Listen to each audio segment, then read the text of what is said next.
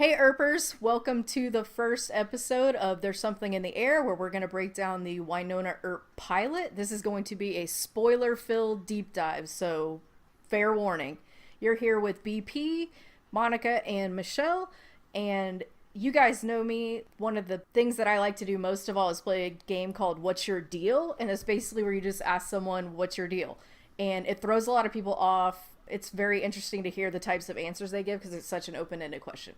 Now, obviously, we don't have time to play that because it normally takes about an hour. But we're going to alter it a little bit today, and I'm going to say, what's your deal in the Wynonna Earp fandom? So, Monica, you go. Hello, this is Monica. I write recaps for season 2, and I do a series called Earp Reviews, where I interview fellow Earpers and learn a bit more about them. I'm always interested in learning people's stories, so I thought that this was a really good way to get to know my fellow fans. I saw Wynonna Earp advertised during the last season of Lost Girl, and I thought, oh man, that sounds like something I would like. And just for some reason, I never got around to watching it live. I work for a closed captioning company, and we work on the iTunes special features. So I actually saw the cast and Emily talking about the show on those, and I thought, oh man, they just sound so excited about it. And where do I know that one guy from? And then I realized that Tim Rosen played Massimo on Lost Girl, and I was like, oh, I don't know if I want to watch that. I mean, he seems really charming on this thing that I've just watched, but I really hated him on Lost Girl. I decided to give it a shot anyway. I watched the first 8 episodes in 36 hours. And the first one that I watched kind of, quote, live, I didn't actually watch it live because I was at work, but the next day after it aired was episode 9. And there's really been no turning back since. I met a lot of good friends at Fan Expo when the cast was there last year, and it's just been a really, really great experience for me. Awesome. Michelle, go. All right, Michelle here. I came into the Wynonna Earp fandom like when the pilot aired, and was obsessed from day one. As far as stuff that I do inside of the fandom, I wrote recaps of season 2 for a website. I will be recapping season 3. I'm just not sure where yet. And I spend some time writing with Monica for her website, doing collabs. And I think that's about it. But you have been promoted from being her intern, correct? Yes, I'm no longer an unpaid intern. No, don't make it seem like that means that I actually pay her. Now you're an unpaid partner. That's right. I yelled at her one day. I was like, you have to take that down. Like, we write together. We're doing a podcast together. Like, you are not, like, it's not even funny. Like, you're not my unpaid intern. You have to take it down. So I think that she replaced that with co-host of Earpsplain Pod, which is more accurate. I did do that. And is a huge promotion. It really is. I'm so proud of you, Michelle, that you've managed to work your way up. Way to go. I mean, this is probably the furthest I'm going to ever get career-wise, so I'm just going to take this W. Same. That's fair. Okay, and this is BP, and let's see. Sometimes I do photo recaps, but I'm real inconsistent about them. I found Wynonna Earp basically right after the first season had aired. I was looking for new things to kind of binge, and I saw it on Sci-Fi, and I was like, ooh, that looks really interesting. And of course, I was kind of upset when it was all said and done because there were only 13 episodes. And then I had to wait the whole hiatus. Got into the fandom earlier this year when I decided to join the dumpster fire, which is Twitter. And I mean, am I lying? No. No, that's pretty accurate. Yeah. And you guys might know me from doing the Way Hot banner auction. Not even auction, sorry. I won the auction and we raffled it off to another Earper who then gave it away. It was a whole ordeal. So I am the founder, if you will, of Earp Your Fandom as well. So we're trying to do some charity stuff. We have shirts. I don't know. Honestly, I've been super busy lately and there hasn't been a lot going on with that. But look out for it. We'll be doing something again soon. So, yeah. So that's all 3 of us, yeah? Yeah, and Earp Your Fandom is how I met BP, and because I won a t-shirt through it, which is really cool. And then all three of us met in person at Dragon Con. Yeah, absolutely. Yeah, that was so crazy because I had told somebody one day, okay, cool, I saw that you donated, like, pick somebody to win a shirt. And that person didn't answer me, but somebody else saw the tweet and was like, I think lesbians should win it. And I was like, cool, whatever. There's no rules here. I felt so bad. I was like, I would never have volunteered myself to win it. And I think it was on the 4th of July is when it was. Yeah. Because it was my mom's birthday, and we were at her birthday dinner, and like my phone's blowing up with all of these notifications. Congratulations. Yeah. I like that everybody in the fandom is so like, it's like there's a contest or a giveaway, and like anybody that wins it, they're like, oh, maybe you should give it to somebody else. Like, it's almost not worth doing because people just keep passing on.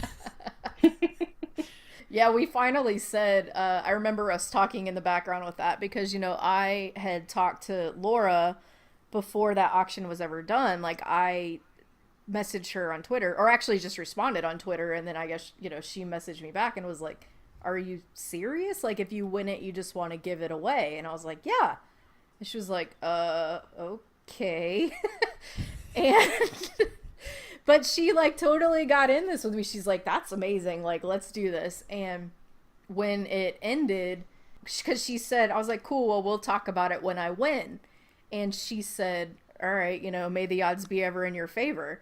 And I remember like when the whole eBay thing was over, I just responded to her. I was like, well, I guess they were. And then and she was like, wait, what? And she's like, do you still want to give it away? And I'm like, dude, that was like the whole point.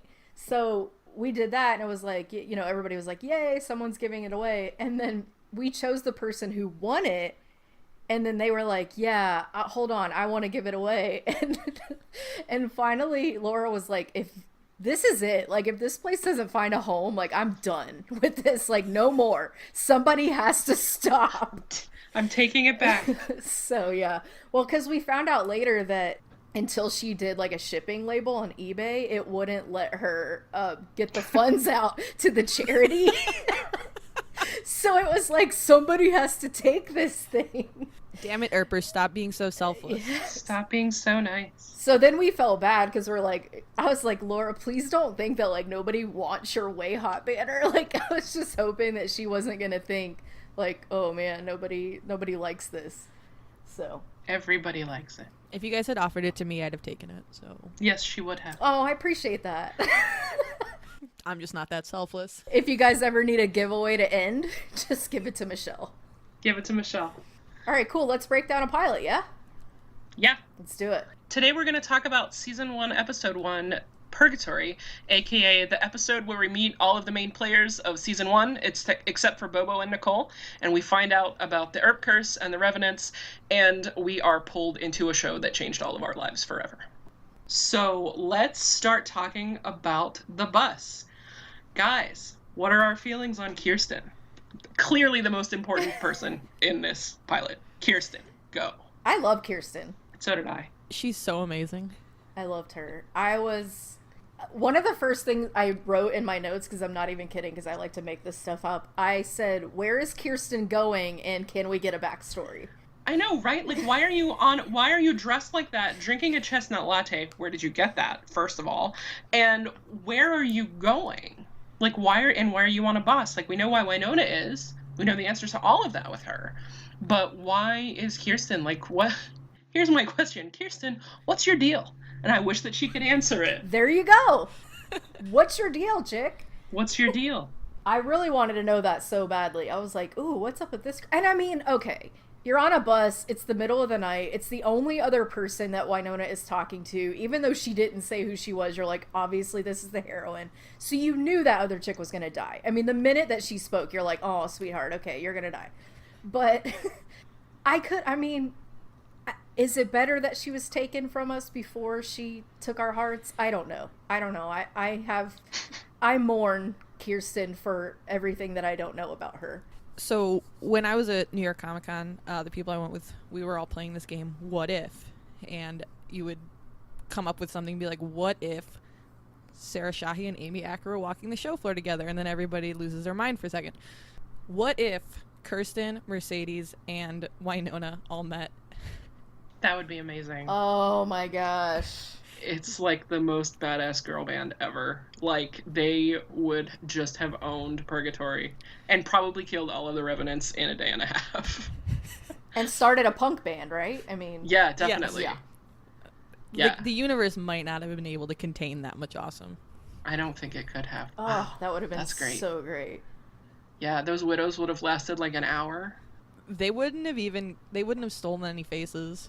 No. You know who I wish would have exited the bus is that bitch who just... That bitch? Yeah, that bitch. I know the one.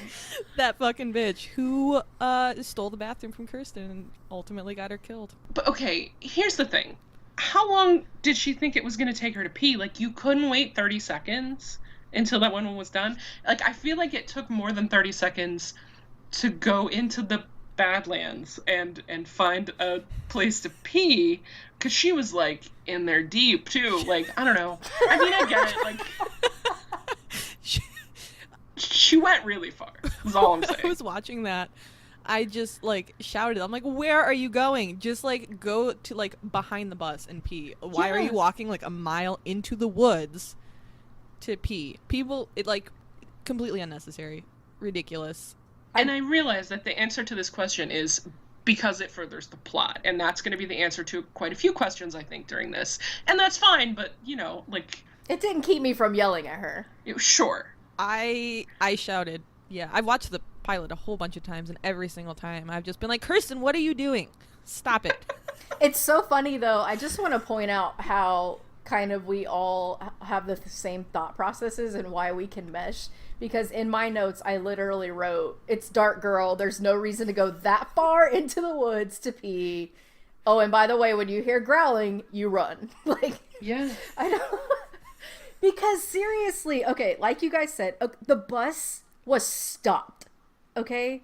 Even if it wasn't stopped, like, how did it all of a sudden become, like, if you don't pee in the next, like, 11 seconds, you're gonna die. But like you said, you have time to walk, like, half a mile into the woods in the dark. Like, you don't even have, like, your cell phone flashlight on, anything. Nobody can see you, okay? Nobody cares. Just go, like, 10 feet, find a bush, let's do this thing.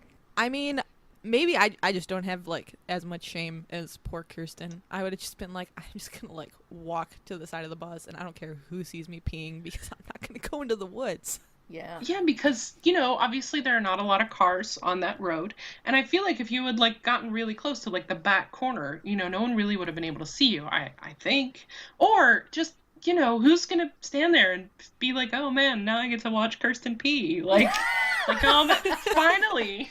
finally, my clever plan to give the bus a flat tire has come to fruition, and I get to watch this. I mean, I don't know. You know what she needed to be doing? Instead of talking with Wynonna, she needed to be listening to My Favorite Murder. She did. Because they would have told you to get a job, buy your own shit, and stay out of the forest. Stay out of the forest. Stay sexy. Don't get murdered. She failed. Because I feel like when you lose your head, you immediately become unsexy. That's just me. It did not I know help. that's controversial. What, you don't but find that's how I feel. a head on a spike sexy? Yeah. No, it's just not my jam. I'm not. I'm sorry. I'm sorry. I'm happy that you guys know that about me now, but I'm sorry if that offends you. I mean, so I could spend like an hour just talking about Kiersten, but Yes. since she But was we taken probably away shouldn't. from us, and Right. she literally had to walk off to further the plot. She did. And she furthered the plot, and she told us so much about Wynonna just in those first 10 minutes.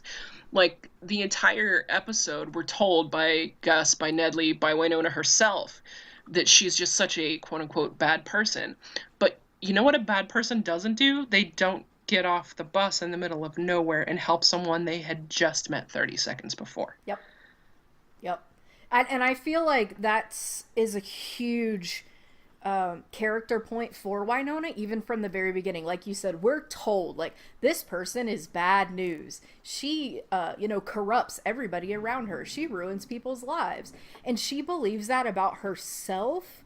And yet there's this innate drive in her where she cannot help but do the right thing when somebody who is helpless is involved. She can't help it. And it had nothing to do with about her being like, well, I'm the heir and this is my job. She wasn't at that point in time. She doesn't fully, across 2 seasons, you see how she comes to fully believe that she is the heir and it's her job and it's what she wanted to do.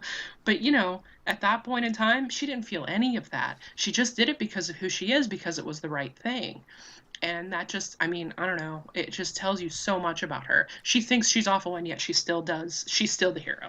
She does the heroic thing. Well, her entire life, the world has told her that she's horrible. Yeah. And so you can't help but believe that about yourself when everybody tells you that. And so it's, and even getting a little bit further into the season, when Willa comes around, she's like, all right, well, I'm not the real heir. And, like, she does not believe that about herself. She believes she's just the bad seed. But, yeah, as you said, through the 2 seasons, we finally get to see her kind of maybe still believe she's a bad person, but start to accept that, she is the heir. And she does her best, and that's what we all can, that's all anyone can do. And she really tries, and you really see that starting here. In the first 10 minutes, you see that in the first half of this pilot, you see everyone thinks she's awful, including her, but we know that she isn't. Yeah, I don't know if I'd have gotten off the bus. And you know what, who? You know what, who? Take that out, it's fine. You know what else is, I would say you can see from the very beginning that though there is that resentment from her leaving, Waverly never thought that. No. Waverly doesn't think that she's bad. No, and she never was mad at her for killing Willa. Or being responsible. I guess she didn't kill Willa. Well, nobody did it. Well, she did eventually. Let me start over. She never blamed her for the horrible things that happened to her family, including shooting their dad. And she never, she just thought that Wynonna did what she had to do. And she did the best she could with the circumstances she was given. Waverly has always been Wynonna's biggest cheerleader and her biggest fan. And, Wynonna just, I think, finally started to believe that about her. She obviously didn't. She thought leaving her was the right thing to do. And it who's to say if it was or wasn't, but she thought that Waverly's life would be better without her around. And Wynonna leaves, and what does Waverly do? She jumps into the Earp curse. She immerses herself in it. It didn't matter. It had the opposite effect of what Wynonna was doing. And I think when she returned to town and saw that Waverly was dating Champ, she was like, whoa, shit, maybe I shouldn't have left.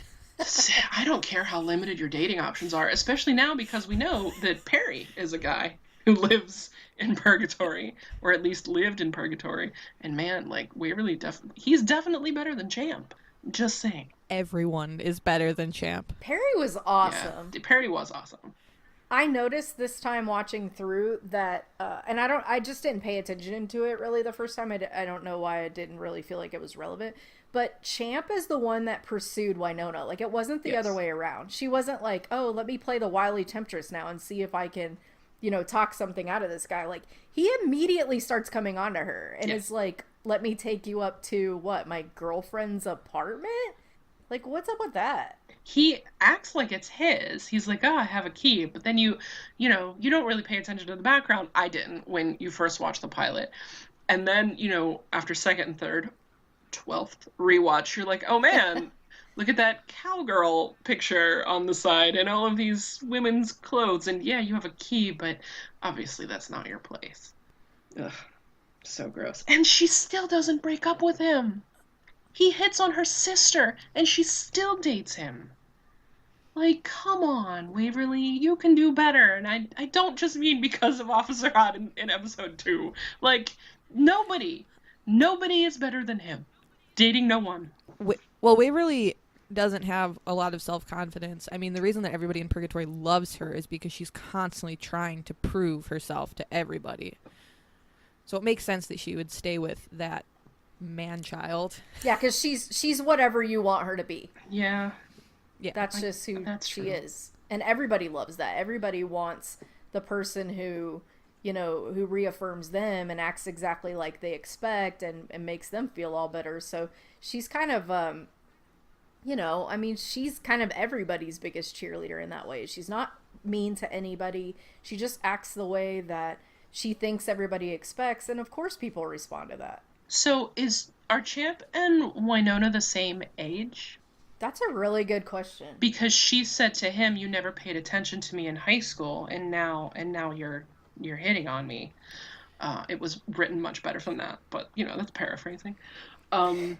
Because that's a significant age difference then between him and Waverly. I mean, although that makes sense in that Cham's emotional maturity is that of a 13-year-old. But did they go to high school together? Are they the same age, or is he just younger and she just knew who he was? It's just a thought. Well, I mean, she did say high school, you're right, but that doesn't mean they were in the same grade. I mean, there could be a 3 or 4 year gap there. There's a question. Anybody if you have any thoughts on whether or not they were the same age, please feel free to contact us about that. Perhaps there's something in the timeline, that we're not thinking of. Yeah, somebody may have asked that at some point. I'm not sure. And I want to say one other thing about the opening with Kiersten. Sorry, we're never going to get away. This is a 3-hour-long podcast on the opening scene of the pilot of Wynonna Earp. I just thought it was really cool the way it was shot. It was like a typical horror movie with like the demon with the glowy red eyes in the distance. And then you see like, 2 women being dragged with trying to grasp the ground as they move away from you.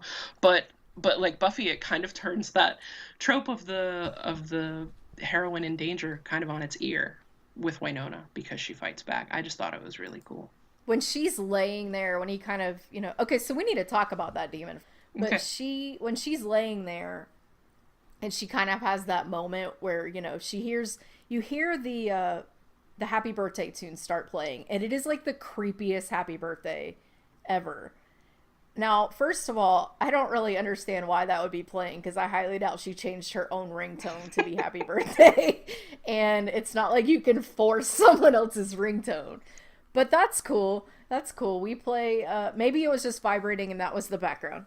Yeah, I had a moment of struggling to suspend my disbelief with that. I'm like, how the heck is it playing the birthday song? Well, because then like a few seconds later you hear just a regular text notification. But my question was, it says no signal. How did she get a text from Waverly? Well, so are we agreed that it was the ringtone, or was it just kind of like a background thing because the text said happy birthday, right? It's the power of the becoming the Earp heir. Technology just bends. I think you're right. Yeah, when you become the Earp heir, you hear happy birthday. It plays.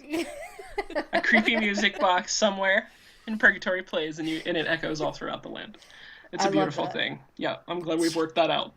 Straight up canon right there. Definitely. Mm-hmm. Happens every time. So then she's laying there though, and like that look she gets when it just like the power kind of like whooshes over her just makes me so happy. It's so good. I feel like it's just like her Batman moment, like I'm Batman. Like she just becomes everything in that moment that I don't know. I got nothing. No, you're absolutely right. And the music that's playing when it happens, like the entire scene is really good, but that moment is just it's so perfect and it's so well done, and it really says to you as a viewer, like, okay, this is something that you're not used to seeing, and this is something special. I also I like, well, you can tell that they're still trying to figure out like their style and how they're gonna like what the Earp heir's powers are going to be, because she like in Buffy when like a vampire is born and they suddenly know karate, like she just all of a sudden has like these martial arts skills that we don't really see past the pilot, I don't think. Which I hate, because I loved them, especially because it was so corny. Like the way, the way that it was done, and the do you even want to call that special effects? I don't know, but it was just so like over the top, and that was why I loved it. Like she just jumps up and is like doing flips and stuff, and she does that towards the end too when they're at the homestead. But I mean, we don't have to go there, but it's just I thought that was cool. I was super in for that. I was disappointed that we didn't see it again. It'd be cool if they, like, she wouldn't have to use it all the time, but in like, I don't know, when like your sister's about to get her hand cut off or something for some, like superpower martial arts to kick in. But I also really like the like style of cinematography in this scene where it's all like foggy and the zoom is really weird. I kind of wish that we would see that again. Yeah, some of that stuff got abandoned after the pilot. And I know that when you read a lot of stuff, the pilot kind of catches a lot of flack for being, a little bit hinky and just campy and that sort of stuff. I loved it. I don't understand like what the issue was. As soon as I saw it, I was like, this is awesome. And then you're right, they did kind of take out some of the stuff that I liked about it, and it was replaced with stuff that, I liked as much or even more. But there's some things, just kind of quirky little nuances that I miss from the pilot going forward. Yeah, and I mean, a pilot is rarely you usually don't see a show that like has like whatever style in the pilot and then like sticks with that style throughout the entire series, just because a pilot is, film a pilot and they take it to the network to get approval, and so they get notes on that too. So, and there's just so much exposition that has to happen in the pilot, and a lot of exposition happened in this one, but I just think it was really well done. Like, it didn't feel like so there was this episode of Alias where Terry O'Quinn's character is talking to Jennifer Garner's character for, it felt like the entire episode. And so my friend and I joked about it and called it Exposition Airlines. Like, oh, so you have to lay out all this stuff, so you literally have this guy mansplaining all of this stuff to your character. But this didn't feel like that. Like, you learned so much stuff, but it was all interesting and engaging and in a way that was different and unique, and I just thought it was really cool. The conversations were organic. Yes. Even when Wynonna talked to herself, it felt organic, and then she called herself out on it. Like, and now I'm talking to my truck, and I thought that was really cool. I like that the writers are aware that they have to do exposition, but also can laugh at themselves for having to do it. Like with Wynonna being like, man, now I'm talking to myself. Because, like, she had to outline the plan, but... and there's no real great way to do that when your character's by herself. Yeah, I love that, though. I feel like there's so many moments like that are just meta, because it's like the way that you would respond to the character as the viewer. Like, oh god, now she's talking to the truck. And then she says that, and you're like, oh, okay, they're watching me. I think that's one of the best parts about the show overall, is that it doesn't take itself too seriously. And that's one of the great examples of that. Like, okay, well, this is what we have to do, but oh my god, that's ridiculous, because who does that? Let's call ourselves out on it. Like, it's just really fun and smart and clever. They do the same thing with when Wynonna's talking to Shorty and talking about how she did make the call, to the police, and then, ditched out on that because they don't have that great relationship. And they were like, never get off the bus. And it's just like, okay, so you guys knew what you did in the first scene too. Like, that was so cliche, and so like everyone's yelling like, never get off the bus, and they just like sarcastically say, come on girl, like, never get off the bus. So I love Okay, that. so after our great opening, she walks to her uncle's funeral from wherever she was, 7 out from Purgatory, and we get to meet one of my all-time favorite characters, Gus. I love Gus. I love Gus so much. I ordered an I Heart Gus t-shirt, and I'm really excited for it to come, and I'm totally wearing it on vacation. To Iceland? Yeah. Oh, I love it. It's fantastic. Yeah. We're going to need some pictures of that. Absolutely. Oh, and I'm taking my traveling Wynonna with me, too. Wynonna's going to be on an iceberg or something. I don't know. She's going to hang out at the spa with us the first day that we get there at the Springs. It's going to be awesome. So yeah, I love Gus so much. That was my only real that was one thing that I didn't like about season 2, was that she wasn't really there. But I just think she's such an interesting character. I'm a little bit disappointed in her, because you come to realize that she knew about the demons all along, it feels like. But she told Wynonna she was crazy and had her committed and had her in all of this stuff. But she knew, it felt like to me that she knew about them all along. I think she definitely did, and it's a super, it's really difficult for me to like digest that, because she's so horrible to Wynonna, and then as soon as the events of the pilot happen, after that, it's like they're all good, and she doesn't like despise Wynonna's existence anymore, and it's kind of, I know they're figuring the character out, but it's like a really, really big 180, and it's kind of difficult for me to, well, I don't like seeing Wynonna get talked to like that. I agree. Gus in the pilot, like, I love Gus, but Gus in the pilot was hard for me because of how she treated Wynonna. Right. And is it just from a trying to defend Waverly standpoint? Is it do you think you're doing the best for Wynonna by acting like the things that she's talking about aren't real? Like, how could you think that? That's horrible. That is not a thing that you do. Yeah, it seems like she was kind of bent on protecting one sister over the other, so you protect the good seed, basically. And I don't know that that was the right call. I mean, in fact, I definitely know it was not the right call. One thing that I do absolutely, like, I didn't like how Gus treated Wynonna in the pilot, but I liked her right from the beginning because of the eulogy she gave about Curtis. How closely related are his parents? The only thing he loved more than me was his tomatoes. Who am I to separate soulmates? Her level of sass is, I think, what made me like her. Also, she spends the entire episode acting like she's so disappointed in Wynonna and thinks that she's a screw-up.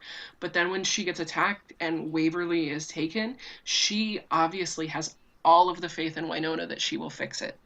And that's an amazing thing. And that's something in her that's kind of beneath all that gets revealed. It's like, I almost feel like Wynonna just had either issues or, like you said, I mean, Gus was denying a lot of what was going on. I don't know that I think that she was fully clued in on the curse, and the total extent of everything. But I think given like what Curtis was into, there's no way that she could not have known anything. But I felt like she just assumed that Wynonna's issues were so complex, she just didn't even want to touch that with a 10-foot pole. And I almost wonder if she thought that if Wynonna were not present, if it might keep some of that stuff from happening. Maybe. I mean, I guess we'll never know, probably. But it's certainly interesting to talk about. So we're at the funeral, and a question that I had months ago, or when it even just happened, was why isn't Waverly at her uncle's funeral? Like, we know why Champ isn't. Champ doesn't like funerals, because there are people who love funerals, Champ, and that's why they go. Everyone who's at a funeral is there because they love it. You're such a boy, man. Anyway, so why wasn't Waverly at her uncle's funeral? Now, I asked this question on Twitter, and Emily responded, like it was a small amount of dialogue that was cut from the pilot. But in the script, it was, where's Waverly? She took a shift. And Wynonna was like, oh, she's waitressing during the funeral. And Gus said she's been here, made the casseroles. Like, she put in her time, and she didn't need to be here for the funeral. And, like, well, I understand that logically, and I think that the real reason is so she could make one of the best TV entrances ever. That. Oh, man, that entrance is... It's perfect. Damn, it really perfect. is. It just doesn't feel right that Waverly, with her commitment to family and how she wants everyone to like her, and how she's such a people pleaser, why she maybe wouldn't have been actually at the funeral. Yeah, I agree with that. But what it did do is it gave us an opportunity to see Gus and Wynonna alone, which I don't think we would have seen had Waverly been there, and it would have started that whole, sisterly thing on top of what was going on at the funeral, which was obviously, a whole cluster within itself. It would have been too much to follow. Yeah. And it was good to see them without her, like, because obviously their dynamic, if Waverly had been there, her dynamic with Gus would have been different, because I think Gus would have tried to be nicer, or at least acted nicer. Gus would have toned it down. At least I hope she would have. Another point against Gus is when she calls Champ a good kid. Yes, she calls him that, but if you look at her when she says it, she shifts her eyes to the side. She is lying. She's trying to justify Waverly dating him. You think so? That's what I think. There is no justification for that. You're not wrong, but what are you supposed to do? Like, I've dated people that my parents didn't approve of, and, people asked her, she'd be like, yeah, they're nice, as she shifts her eyes to the side. Like, you try and make the best of a bad situation, and Champ is the epitome of a bad situation. In my notes here, I have, Champ is a tool. You're welcome. You're welcome for that insight. I'm really glad you wrote that down. You're welcome. I wrote that down this morning. Another character that we meet in this beginning is Randy Nedley. And ooh, girl. in this first scene, actually all of his scenes in the pilot, I hated him. Yep. He was awful. And by the end of season 2, he really had become, I don't want to say one of my favorite characters. I certainly, like, that's stretching it a little bit. But his character development, I thought, was really good. And he really turned into a character that I really, really liked and enjoyed seeing on screen. I thought his development was really good. But man, in that, like, how far we've come to runaway whore to Wynonna in season 2 saying, "Give me back my Nedley." You know, I mean, even at the end of season 1, where he trusts her just like Gus does, he bashes her the entire time, and then he trusts her to save everyone. It's just amazing. But man, in this pilot, he is a dick. He is a dick. He is awful. Yeah, at first he comes across as a very one-dimensional character, that the only reason he's there is to be the person in authority who is not necessarily abusing the authority itself, but who is just kind of above everyone, you know? I mean, he basically tells her to, like, get the heck out of town, like, we don't even want you here. One thing I find really interesting is it almost seems like people, even once they realize that Wynonna is going to stay, it almost seems like they feel like that's the kind of motivation she needs, is to be spoken to that way. I don't know if they think it, you know, obviously here that's not the case, but it's almost like a tough love kind of thing that people are constantly giving her. Although I don't consider it, you know, any degree of love, but it seems like everybody treats her the same way. I don't really know where I'm going with that. What I do know is it's really cool to see Nedley transition from someone who you have to respect because of his position to turn into someone that you respect because he's a good man. Yeah, I mean, we go from, in the pilot here, Wynonna giving him the finger and walking off, to, in season 2, her trusting him with Doc's ring. Like a complete 180 on that. Even if it is in a coffee mug. Even if maybe she should have trusted someone else. It might not have been the right decision, but, I mean, she trusted him enough to do that. And I guess, like, the idea that nobody touches my mug makes it not... I mean, there are worse places to hide it. Well, I mean, no one's gonna look there, that's for sure. And his, you know, we see him with dolls, like that's where we meet dolls. And man, they just hate each other from the get-go. And again, with the development of their relationship, like, it eventually turns into mutual respect, but it certainly doesn't start out that way. And you wonder if some of the stuff that he's saying is just to, you know, it's a defense mechanism to try and keep people who don't know what's going on, like, keep the outsiders out of his town. Like, yeah, they were coyotes. Move along, you fancy pants agent man.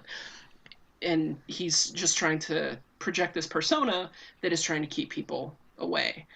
I did think it was kind of interesting when, I thought it was kind of cool when, I don't know if it was foreshadowing. I kind of think that every single thing that's done in this show is done on purpose, so maybe it was, where Dolls, you know, lifts up Wynonna's necklace and says maybe the occasional Greek goddess, and then in season 2 we learn that Wynonna has at times in her life gone by the name Aphrodite.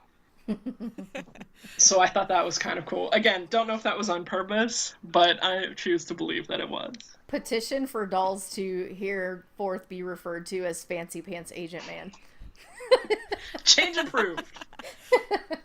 He is a fancy pants agent man, and I think the pilot is the last time we see him in his fancy pants, though, because he starts out in a suit and then he loses the tie, and then I think he loses the jacket, and then by the end he's dressed just like we're used to him, and then later on in season 1 he even loses his shirt. But he does eventually find that again, I think. But he never is as buttoned up as he is in the pilot. No, he definitely... In the pilot, he's, I mean, basically your stereotypical government agent, and it's, I mean, I did not like him in the pilot at all. Nope. No. And I think it's like as he progressively like gets less formal in his attire, my affection for him grew. Agreed. If he'd wear like sweatpants and a hoodie, I'd be in love with him. Yeah, it'd be perfect. In this scene too, we have the not Nicole lady cop. Right? Who we never see again. Who, I mean, I would love for her to stay around, but I guess maybe seeing like a head on a stake, she was like, you know what? Maybe I'm going to leave Purgatory and open up a job position for the wonderful Nicole Hott to come into town. Because we never see her again, and I really can't blame her. Like, I'd just drive out of town, like, leave my stuff and be like, nope, ladies with, like, being beheaded and heads on a stake, no thank you. I'm gonna go live elsewhere. These pants are awful. I am not staying here. Khakis are not a classic trouser. Who designed their the uniform? Because it's not just khakis, it's khakis with that blue stripe down the So side. bad. It's so bad. So I do have a question about that since we're talking about police. Are we under the... Okay, so do we know if the pilot was filmed separately than the rest of the season? I don't know for sure, but I'm going to say it probably was, because I feel like most pilots are filmed separately, because usually a show doesn't get a full order for a season until like the network approves the pilot. I would have assumed that. One of the things that I noticed here that's different than a lot of shows, though, is it's not called pilot. True. The episode is called Purgatory. So that made me curious. But what I was going to get at that is it just seems like some changes were made because, and you're right, I mean, I'd run off if I saw a steak on a head on a steak too. And like, khakis. Like, wait, which one's more terrifying? I don't know. It might be the khakis. It might be the khakis. But when Nicole comes on in episode 2, it appears to me as though she's been there a while. Yes. True. I mean, I think there are so many changes between the pilot and episode 2 that they probably got notes on what changes like the network would want to see or got feedback on it and made changes accordingly. Because there's huge style differences. Even the scenery and the landscape and, you know, the wardrobe that they're wearing. Like, it seems like we go from high-waisted shorts and a t-shirt tied off to like 43 layers and a scarf in a matter of weeks. So that could also be why, like, explain a gap in filming could also explain that. I think it was filmed separately, but I don't know if that's just what I assumed or if that's based on anything real. It just seems if they were filming it in order, like they, you know, did episode 1 and went straight into episode 2, like somebody got hit in the head and they had a bunch of changes in how they wanted to do things if they did it that way, because they're so different. Yeah, and I would assume that it was done separately as well. I was just curious if we knew that for sure with this particular show. So then we go to Shorty's. Yep. And Wynonna and Champ interact, and it's horrible. Well, first we meet Stupid Carl. We do meet Stupid Carl. Yeah. Yes. Love Stupid Carl. And he calls Doc Doug. Which I love. Doug Holliday. Ah, yeah. yes. World famous gunslinger Doug Holliday. I like how he has absolutely no facts correct. Yeah. And wouldn't he have known Doug Holliday from back in the day? I thought he did that on purpose. I thought he was just trying to, like, instigate with her. I guess. I don't know. He seems really stupid. He's stupid, Yeah. Carl. It just seems... So you think that was meta as well when they started calling him Stupid Carl? You're like, yep, okay, I just said that. As soon as Waverly called him Stupid Carl, like, I mean, he gained a little bit of, like, a spot of affection for me that will always be there. Just because how many times in the show have they referenced Stupid Carl? Several. At least twice. That's several, right? It was like at least once in the pilot, and then I think in the season 1 finale. Yes. Well, in the next one we had Stupid Earl, right? In the beginning of Yeah. season 2. Yeah. So one of the questions I had, since he's kind of the first Revenant that we meet, even though we don't know he is yet, one of the questions I had, since they realized that so many of them were local, these people don't age, right? Right. Like, how has nobody ever noticed that if they've been, even if they weren't killed by the last heir, they would have been around for how long? Like, how come nobody notices that, like, nothing changes about these people? Is it because they're so gross already? Because he's gross. I think it has to do, like, when Nedley sits Nicole down and is like, yeah, this town is bonkers, but we all pretend it isn't. I think it's just a collective denial from, like, the residents of Purgatory. They're just like, nope, everything's fine here. That guy's been around for hundreds of years. It's no big deal. Like the mayor. But I have a hard time believing that Waverly would be like that. That's a good point. I guess it's just one of those things that we have to suspend our disbelief about. But yeah, you're right. Like, how has she known this guy for however long and still surprised that he's a revenant, despite the fact that he still looks his same gross self that he always has. True. I mean, I get Champ not noticing, but but Waverly, yeah. So, speaking of Champ and Waverly, can we talk about one of the best TV entrances of all time? That was amazing. Well, first off, amazing entrance where she just kicks down the door with her shotgun. Waverly and that shotgun are maybe one of my favorite ships in the agree. show. Yeah, definitely. Is that way shot? Yes, way shot. Yes. Shockwaves, I think. Just so it's less confusing. So even before Waverly, just best entrance ever. Champ hits on his girlfriend's sister. Wynonna doesn't go after him for that way to get information. She just plays with the hand she's dealt, and Waverly comes in and she's ready to attack the woman that's with her boyfriend, who is just blatantly cheating on her in their apartment. And it makes you wonder, has this happened before? Or has she just reached her point where she knows that it's happening and she's finally had enough? She's so angry that she blows a hole in the wall. She's ready to commit a homicide. Was that an exterior wall? Because I felt like you saw outside. You did see outside. It was an exterior wall that she blew a hole in. She's that mad. Man. I'm also mildly concerned about the integrity of that building. Me too. That's why I wondered. That doesn't seem kosher. Actually, I don't think it was an external wall. I'm looking at a screenshot of it, and it doesn't seem to be an external wall, which makes me feel slightly better because if it was an external wall, it's amazing that Shorty's is still standing. But she comes in, she, slip into something more comfortable like a coma. She kicks that door down. I mean, it's just such a, even now, every time I watch it, it just fills me with such joy. It's just so fun. And it really tells you in 5 seconds who Waverly Earp is. She's not going to take shit from anyone, except she puts up with her cheating boyfriend. But let's just put that aside for a minute. She can defend herself. She is a badass. She's amazing. She's beautiful. She's hilarious. And, she grew out her hair. I guess she's grown a lot in the last 3 years. That gesture was, you grew out your hair. So funny. Melanie Scrofano is just so amazing. They all are, but Melanie Scrofano bringing it from day one. Absolutely destroyed. Amazing. And those facial expressions, man, that's what it is. And the hand gestures, those are also really good.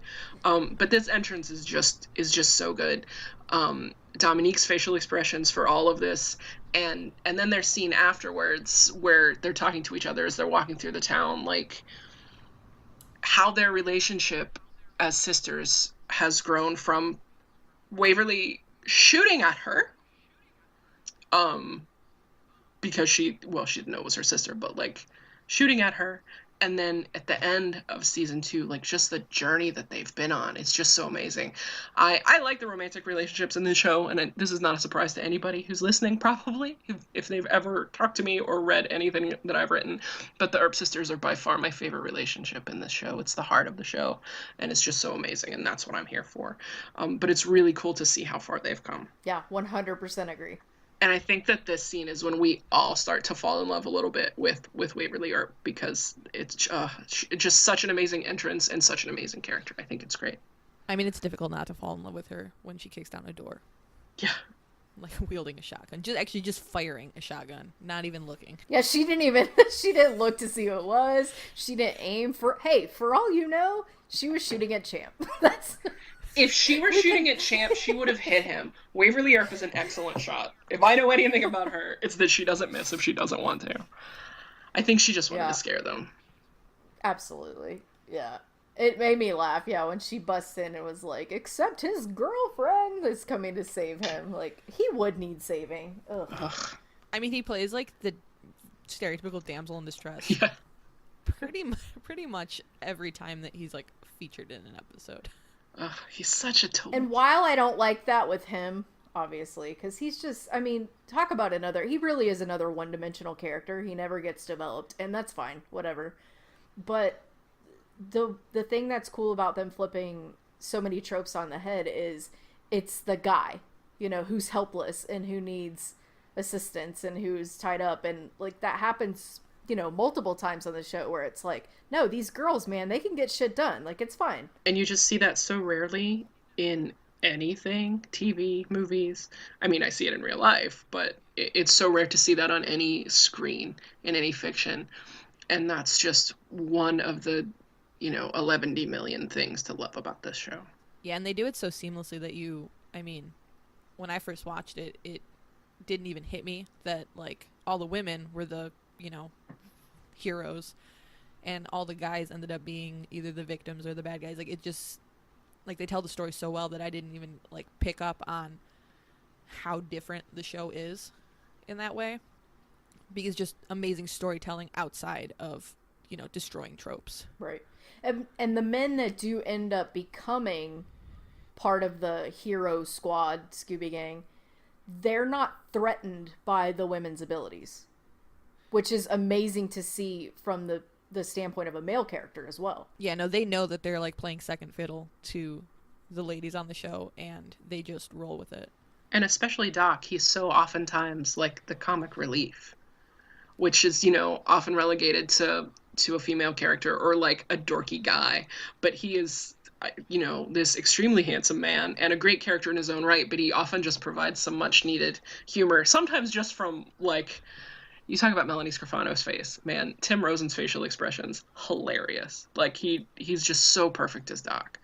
But he so often, sometimes he needs to be rescued, but sometimes he provides the humor in an episode or a scene that's just so dark that sometimes you need to laugh. So you can kind of dig yourself out of, the sob spiral you're about to start. Yeah. So, we get a delightful scene where the Revenant, who Wynonna stabbed in the eye, gets to yank stupid Carl's tongue out, and that scene, I mean, it pretty much set the bar for like, yeah, they're gonna do some gross shit on this show. like we just yanked out a guy's tongue and stomped on it, and just no big deal. I still have to turn away when it happens. Like it grosses me out too much. I'm delicate. One thing that I want to bring up there, which is something a lot of people didn't realize, and I don't think I even connected it in the first episode, or the first time I saw the pilot, was that the Revenant that Wynonna stabbed in the eye with the tire iron is the same guy who's on the porch. That's why he has an eye patch. Yeah, I didn't realize that either. I mean, I realized it before right now, but I didn't realize that when I watched the episode. I think it took maybe 2 or 3 watches for me to figure that out. I think before we realized that Peacemaker was the only thing that killed Revenants, I assumed that when she stuck the tire iron in his eye, he was dead. Right. Same. Yeah, it took me an embarrassing number of watches before I realized that. What happens next? So Waverly and Wynonna are talking about the Earp curse, basically, and Waverly just starts to prove to us that she is the Earpiest Earp that ever Earped. Like, she is already so into this lore, so into this Earp stuff, and Wynonna just doesn't want her to have any part of it. And then we get this scene with Dolls and Wynonna in Gus's house where she drinks whiskey out of a teacup, which if I ever have another viewing party, I think I will serve all of the drinks in teacups. I think that's really great. But, he tries to interrogate her about stuff, and she's really just not having any of it. You can tell, like, she does not have any interest or respect for law enforcement at all. She just has no time for them. And before he speaks with her when they're still talking out in the street, that's when he starts bringing up some of her charges, right? Yeah. Yeah, her apparently unsealed juvenile record. So I know during that part, he talks about her summer riding with the Banditos, and I don't know if this has happened yet, but if it hasn't, that needs to be a comic spinoff. I want to see that. I was told that they either did or are going to delve into that more in the comics. Ah, they yay. are. That's fantastic. Yes, that was very nicely Earp-splained to me when I brought it up. Well, pointing that out, so she did that, I assume, when she was much younger, obviously, because she had left Purgatory. Well, and it was sealed, so are we assuming that was before 18, in theory? Yeah, I assume so. Let me just jump to the overall context of the show and say that one of the things that drew me to it from the very beginning is this is not a show about a teenager coming into her own. This is a show about a grown woman who has been essentially mistaken about her identity. And she's forged, other versions of herself, and now she has to come in and find out, like, who she really is. And as someone who's not 17, I love the idea of that, because so often now on television when you see, a woman in her late 20s or early 30s, she's just a wife or a mom, or she's more of like whatever her position is, whatever her place is in life. And Wynonna, is turning 27. That's much older when it comes to superhero lore. And I love that about that they put this kind of person on my screen. That's just one of the many reasons why this show and this character is just so different. Like it feels similar to things we've seen before, but it really is like nothing we have ever seen before. And I think that's why all of us connected with it so strongly. Part of the reason why, in addition to it just being a good show. Yeah, because it definitely has a lot of the characteristics of Buffy. But when we first met Buffy, she was what, like 15? Yeah, she was a junior in high school, I think. I think a sophomore, because I think season 3 was their senior year. Exactly, yeah. And she wasn't driving when we first met her. No, she was not. She was barely driving after we met her. Well, yeah. She was barely driving ever. But, yeah, no, she was basically a child when we met her. And Wynonna has already had... I mean, she's lived a lot of life. I mean, from her summer with the Banditos and all that. The Bleecker case. The Bleecker case. She was in Greece. Yeah, no, she's done a lot, and now she's coming back, and I mean, it's almost like a reverse coming of age tale. Yeah. Like she's doing it kind of backwards. Like she's had all these experiences, now she's coming back home and kind of, actually figuring herself out. She's coming back home and literally facing her demons. Yep. And that's what I like about supernatural shows, and people write that off so easily, as soon as you're like, it's supernatural or she's fighting demons, people are like, oh god, whatever. But like, we all have our own demons, like, why can't this eye patch dude be, a replacement for something else in your life? I think it leaves things so wide open for you to look at things that you've gone through, and her coming back feels like to me some things that I've gone through in my own life, where you hit that rock bottom and then you have to have a sense of rebirth. Like, you have to start from nothing. And right now she has nothing. I mean, whatever life she was living in Greece, even if it was just running, she has to come back, and there's nothing for her here. I mean, she doesn't know that, she has to start from the very beginning. Oh, and I also put in my notes that I would love to see her dressed that way in Greece. Like, I would just die to see how people looked at her if she had on, like, fringes on her leather jacket and was walking around with, like, strappy boots. I can't. That is a visual I never thought of, and I would really like it now. Like, I need that. So she talks to dolls, and then she leaves, and she decides she's going to the homestead, and she realizes that she needs the gun. So she, steals Gus's truck, and Gus tries to get her to leave. Gus probably thinks it's for her own good and for Waverly's own good. I think she just thinks it's easier if Wynonna's just gone. Exactly. Like her life was what it was, and now Wynonna's back, and it's bringing up, I mean, probably painful memories for her, and it's just like unloading everything that they've all been running from, ultimately, is now just kind of exploding and getting unpacked. So she takes the truck out to the well, and I'm confused why she brought a shovel. Like, had it been filled in and she thought she'd have to dig for the gun? And if that's the case, she didn't take the shovel with her into the well. Like, she puts it in the back of the truck and then it stays in the back of the truck. I mean, I don't know. Do we know that it stays in the back of the truck? Because it might be hanging out at the bottom of a well. Well, I guess that's true. Well, Well, actually, I know exactly where the shovel is. You can tell because of how the truck is sitting that it's still in the back. Just kidding. My gosh. All right, I measured the height of the truck bed. I did. Okay, so I knew that you were going to ask that. Okay, and I already, like, oddly knew the answer. And I'm not saying there's not an inconsistency. Maybe it was still in the back of the truck bed. Earp-splain. But I'm going to Earp-splain the crap out of this. Good. I watch everything with captions. I don't know why. It's something that I started several years ago. Ugh. Maybe because I was living somewhere where, like, I needed to be kind of quiet when I was watching TV late at night. And so it's something I got hooked on. I always watch with captions. And I kid you not, when she's down in the well, there's a bracketed thing that says shoveling sounds. Okay, great. I mean, my only objection is that why would you caption it that way? It should be like shovel scraping or shovel clinking, depending on the sound of the material that it's hitting. But, you know, that's just me. What do I know? Wow. You're welcome. I thought you were going to be impressed that I had an answer, but... extremely impressed. So she left the shovel down there? Man, Gus is going to be pissed. First the whiskey, then the shovel? And then she obviously steals the truck, because she's like, oh, tell Gus I'm going to borrow the truck and give it back never. Like, she never gives the truck back. She drives it all throughout season 2.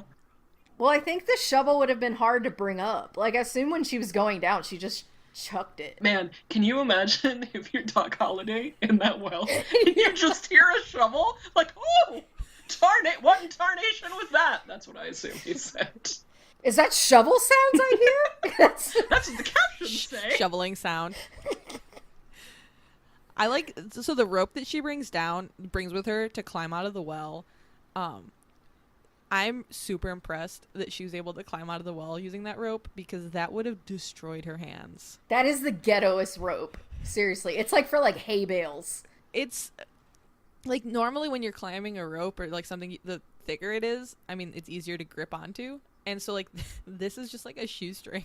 I have no idea how she managed to climb out of the well with it, but it's super impressive. Probably those Earp air superpowers. Well, and then Doc does it too. Yes. Which is also really impressive because, I mean, unless he was doing, like, serious workouts down in that well. I mean, it looks like it was. But he doesn't age, so I'm sure he just, like, stayed the same the whole time. All right, fair enough. So we did find out at some point, right? Because a lot of people had asked, like, why didn't he see her? Like, how did she not land, like, right on his head? But they did say on Twitter that there were tunnels connected to the well. Is that correct? Yeah, I believe Emily said at one point that they were considering showing where Doc was hanging out for all that time, but ultimately decided against it. When he ends up back in the well, when he ends up back in the well in season 2, I think you can see like an opening. I think you're right. In the wall of the well. I couldn't remember if it was when you see him or when you see Bobo in the well, but I think in one of the well shots, you do see that there's like a little passageway or a door or something. Okay. So in season 2, they go back and they're like, "Yep." Stop asking me this question. Here. We put it in. Stop talking about it. It's not a thing. But once he was hailed by the shoveling sounds, he comes to crawl out of the well as well. And one thing that I think is really cool is the very first shot we see of Doc is his ring. Yep. Yeah, I noticed that when I was rewatching it, and I mean that's just brilliant. Well, like, at first they knew that thing was gonna come up somewhere. Exactly. Like the first time you watch the pilot, you know that there's the specific reason. Like obviously the functional reason is that it serves to identify him when he's in the bar. Mm-hmm. So we know that's who came out of the well, because they don't show him. They just show the hands coming out. So obviously the ring is a unique identifier. So you can be like, oh, that's that dude. But I do wonder, exactly how much they knew at that point in time, you know, without having to get super specific, that they were going to do something with that ring that was going to be so pertinent to the plot. Yeah, in these early episodes, they lay out so many things that they can come back to, and they can either leave or they can come back and use it as a plot device. Like, they left themselves so many openings, which I think, I mean, that's part of the reason we love the show so much, because, you know, season 2, that ring comes back and it is pretty much the biggest plot point or plot device. So I don't know, they just do a fantastic job. I really like it. And just watching, you know, these first episodes as a casual observer, like, they're really good, but when you look back on them with the knowledge of what happens the rest of the season and with season 2, like, they're just fucking brilliant. Like, everything is just so smart and well crafted and laid out. Like, it's just really impressive. And you're right, Michelle. I mean, they have these threads that most shows would abandon and not keep track of their own mythology, and they would just kind of make it bigger and bigger and bigger.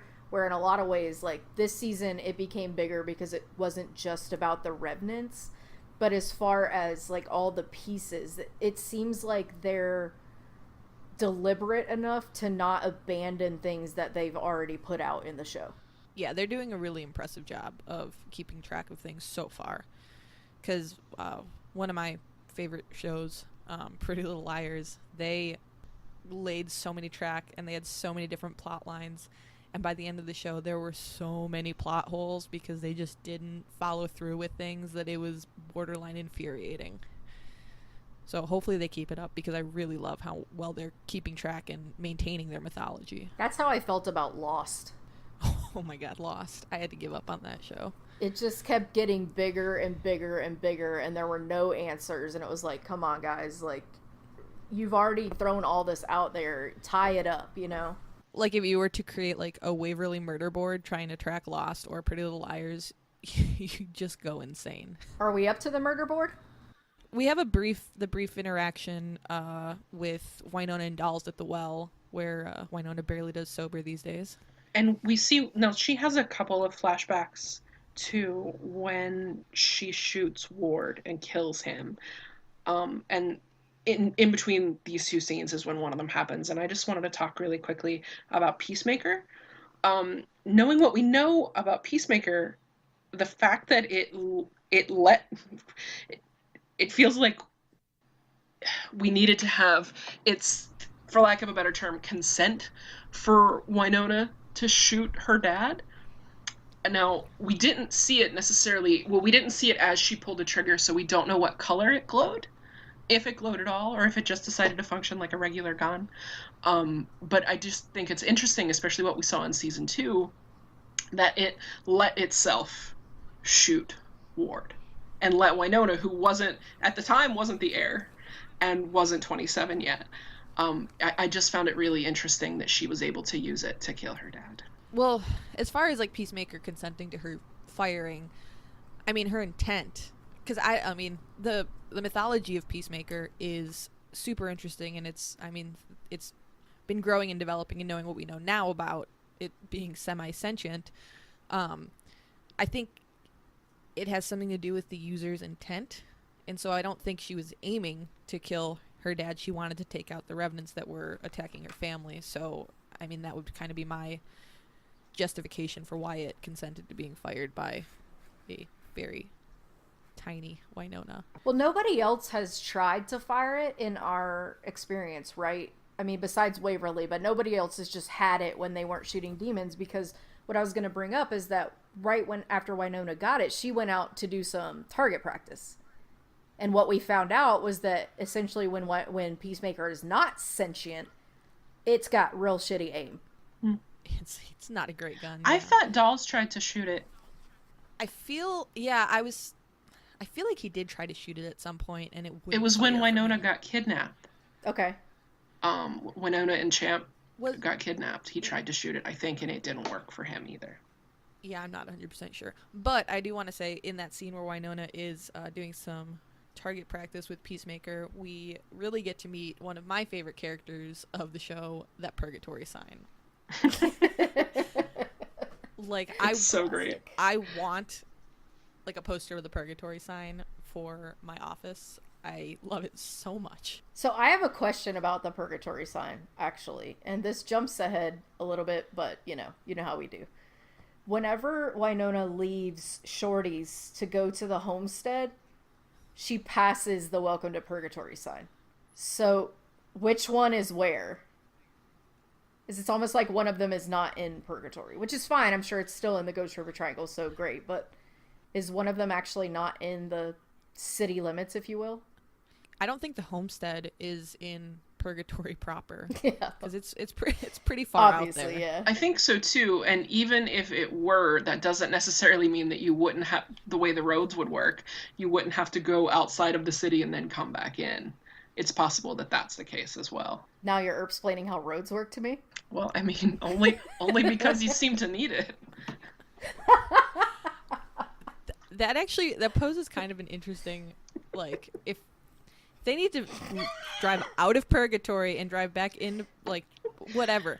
How long is the commute? That's a really good question as well. Because there's a lot of urgent situations in this show, and it's like, all right, they're holding up a bank. I will be there in 20 to 30 minutes. Depends on if, so just hold and if on. it snowed, depends on if they cleared the road or not. Yeah, I'm really curious about the commute time, because if you have to leave Purgatory, that could pose Can some someone issues. do some hell math for us and get back to us as to how far the homestead is from, let's say from Shorty's or from the police station? That'd be great. Just downtown Yeah. Purgatory to the homestead. Well, and how far is it from Gus's house? Because she passed the sign to go to Gus's house as well. maybe, you know what? You know when we see Purgatory and there's like the train tracks, and that's kind of the furthest out we see, maybe the sign is just like half a block. When it says Purgatory's coming up in 7, it means 7 blocks. Like it's just really It's not actually that far. It's 7 seconds. we just never see that. Like, boom, stoplight. That must be it. I'm glad we figured that out. Okay, good. Yeah, these are the important questions. Settled. Next. So I think the next scene is the Purgatory murder board. CSI Purgatory. Yes. Do you guys want to go through the detail? Because we have some screenshots of it, and there's a ton of information on this. Yeah, let's just hit the high level stuff about the heirs, I would think. All right. Well, there's one of the post-its on it that it has me real curious. So there's like a picture of like Becky Green, who I don't know who that is, and there's like a post-it. I'm guessing it's one of the girls, because Stell said there were 3 girls who were killed. I'm guessing that she was one of the ones. That's my guess. Girl found dead near her car. Well, Waverly has a little note. Becky had something, a diamond. These monsters are real. How do they blend in? I think so. Maybe Waverly doesn't notice that people like stupid Carl don't age. Yeah, that's true. She hasn't figured out that they look the same as the rest of them. Maybe. And then there's another one. What do you do without the gun? I feel like she is She is fixated on that gun. She wants that gun so bad. She really does. Well, as soon as she sees that Wynonna has it, she tries to grab for it. Yeah. True. And then it seems like she has a list of Revenant names and posted on that says what made them come back. So maybe, well, I mean, I guess nobody really taught her about the curse, so she doesn't necessarily know that when the heir turns 27, it's like a refresh button on the Revenants. They respawn. No, she does, because that's another screenshot. She has 27 circled, and it says why. Well, this board is maybe making not a ton of sense now. I'm curious. I'm looking at that same one with the Y and the age, and I'm wondering where some of her clippings are from. Like, is there some sort of Earp Air newsletter? Because above that is a clipping that says Edwin the Great. Like, did someone write about how good he was as the heir and how good of a job he did killing the Revenants? Because that doesn't necessarily go with all of the rest of the lore we've learned about them. Was he just like the sheriff, you think? Because they were all like in law enforcement before Wynonna, right? Oh, maybe. I mean, I think so. Well, she's technically in law enforcement, kind of. Well, you know what I mean, though. Before, by the time they turned that age, they were already there.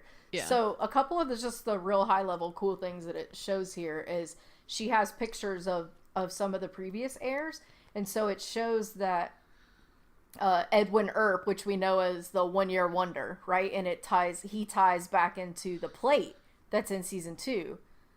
So he was the heir from 1967 to 1968. And then it appears there was not another one until 93 when Ward was one, unless they didn't show that picture. That's a real good point. If for some reason, this is not going to happen, but if Wynonna were to die, and like there just wouldn't be an Earp heir until baby Earp became 27. Or wouldn't it? So it was Waverly's not an Earp. So or is she? It would skip. We don't know what Waverly is. That's true. She's not a Revenant. She's not a Revenant. So that's good. I like Waverly's super obsessed with Peacemaker, so she has like a picture of Peacemaker on there, and she just has some notes like, do the Revenants have it? What does that mean if they do? And all these questions. Like, she wants that gun. I think because ultimately she wants to be the heir. Like we find out in the most terrifying episode of the show with the TikTok dude. Ugh. That one gave me that I had a legit nightmare about after watching that one. That's super creepy.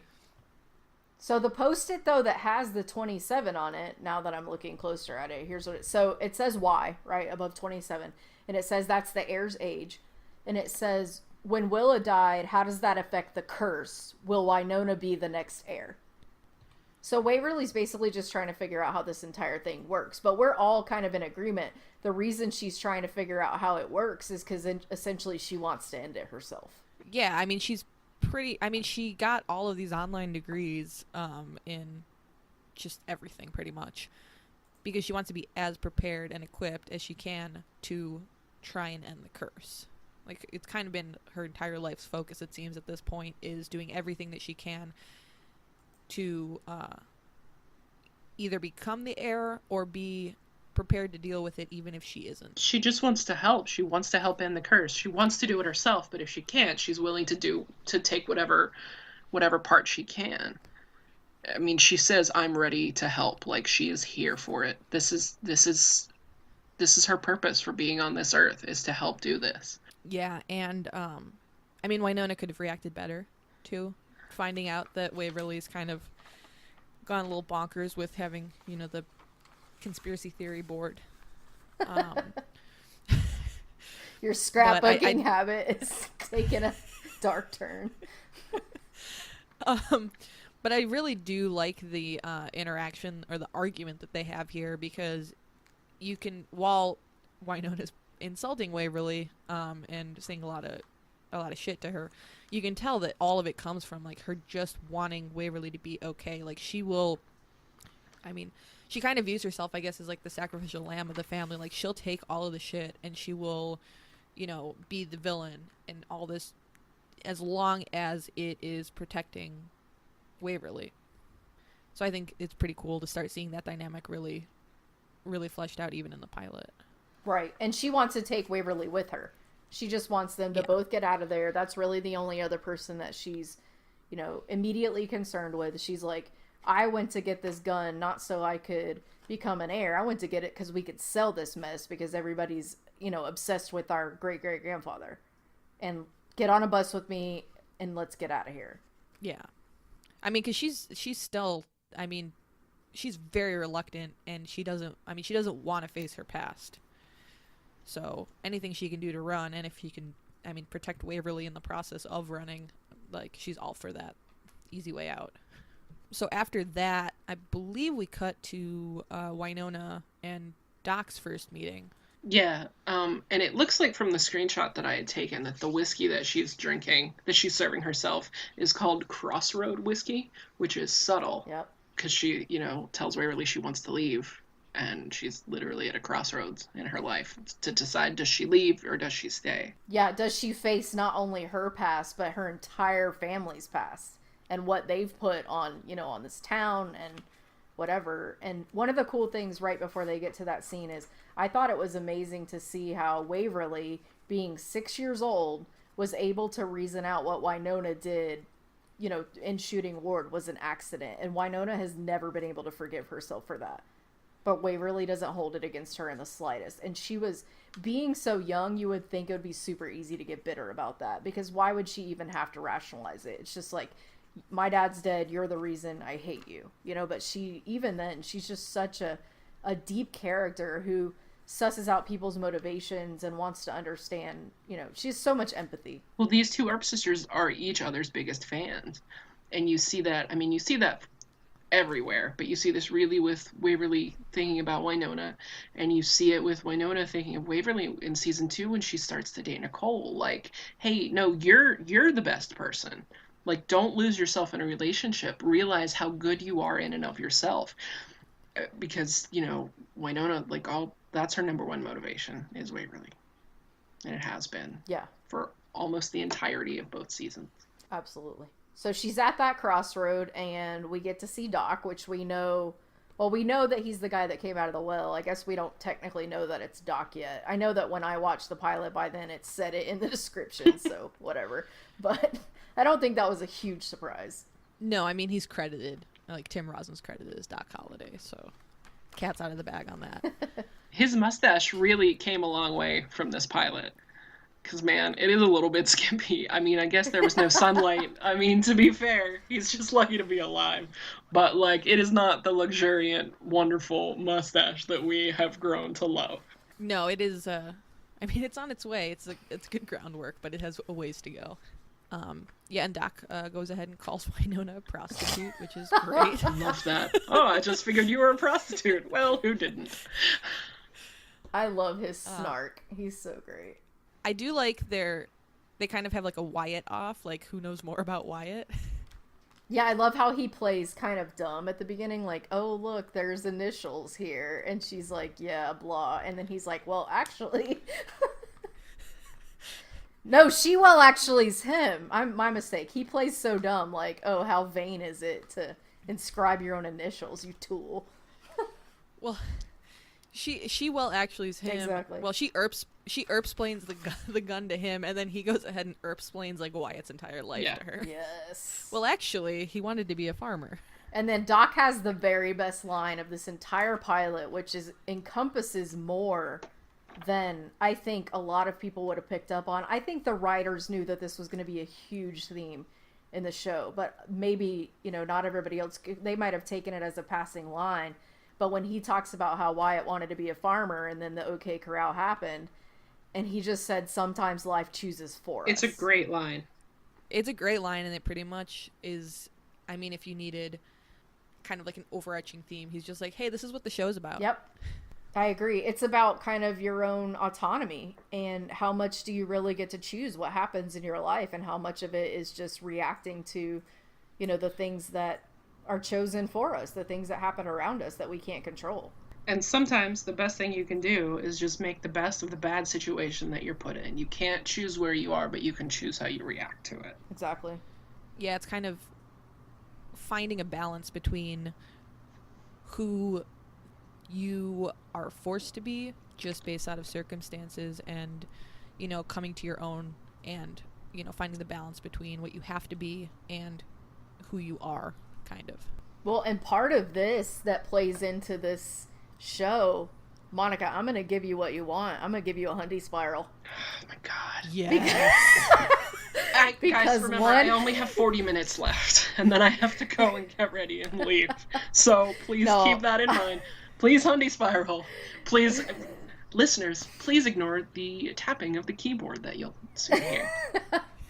No, I promise it's only one line, but at the beginning of, I mean, in season 1, when they start having to do these terrible things to, you know, make sure that everybody, they get as many people out as they can, Bellamy has a line where he says, who we are and who we have to be to survive are two very different things. And I think that theme kind of starts to play into this show as well, because there's certain things that they have to do that they don't want to do. I mean, the first time that Wynonna has to shoot, you know, the couple revenants that are kind of innocent, she's really put in a place of like, you know, this is what I have to do. This is my sense of duty. This is what I have to do to keep going. But like, this is not who I am. Yeah, and I mean, we see her struggle with it a little further on in the season, where she kind of has a moment where she's like, I need to find a way to live with what I have to do, because she doesn't like sending I mean, yeah, some of the revenants are horrible. Right. And it isn't really difficult to, send them back to hell. But there are some where, I mean, they didn't do anything wrong. Like, I mean, you have Rosita, who, wrong place, wrong time, becomes a revenant. If that story's true. I choose to believe it is, just because I really like her. I like her too, but even if she lied about that. Anyway, I'm sorry. But we do know that that's true of, like, Leo and the other gentleman whose name I cannot remember. In, like, episode 3. Do you mean Levi? Yes, my apologies. Yeah, Levi. Well, and also, I mean, even Bobo. I mean... Yeah. Well, Levi wasn't... Well, Levi was bad, I get the impression, but his other... Fish. The other dude wasn't. Fish, thank you. Fish, so much. He was not. Because he was always like, look, you're always going to get into trouble. Like, I feel like he didn't do anything wrong. No, and, like, Bobo, we find out, I mean, he ultimately didn't do anything wrong. He told Wyatt to go ahead and shoot through him to try and defeat Clutie. Right. So he was started kind of out, innocent yeah, from the he was stand-up. absolutely innocent, and then obviously his bitterness grew in the well, and then go to hell a couple times and that'll jack you up. Yeah, a few trips to hell probably doesn't do wonders for the psyche. I mean, just guessing. So after Doc and Wynonna's meeting, I think that she goes and finds... She goes to say goodbye Gus. to Gus. Yeah. Yeah, and she finds Gus attacked, and what's the note on the window? Bring the gun. Bring the gun. At high noon, like any true Western. Right. At high noon. Is that different than noon? Like, they're just being dramatic, right? No, it just means exactly at noon. Like, it's just saying, it's not different, but it's instead of saying, like, 12:15, like, high noon is, like, on the dot. So 12 sharp, if we aren't being dramatic. Correct. Okay, great. High noon. I like the blood, quote unquote, that the message is written on the window. I'm like, that is not remotely believable. No, that is blood. paint. Yes. Like, nice try, set guys, but not quite. That's Crayola number 35 right there. So, I mean, Gus goes ahead and she trusts Wynonna to fix everything. Like, go save Waverly. And I love Wynonna busting in the Shorties with the cash, buying the motorcycle as if it was a horse. Oh, yes, I love that. The horse. So when did she have time to wire it with with a remote-controlled explosive device? Dude, don't ask questions. Yeah, just moving on. So sorry. Now is the time for everyone's favorite part of our podcast. Shut the fuck up, Monica. I'm sorry, is that not factory standard? Because I thought that all motorcycles came in with a built-in... I mean, I realize that we're talking about a show about a supernatural demon-killing gun.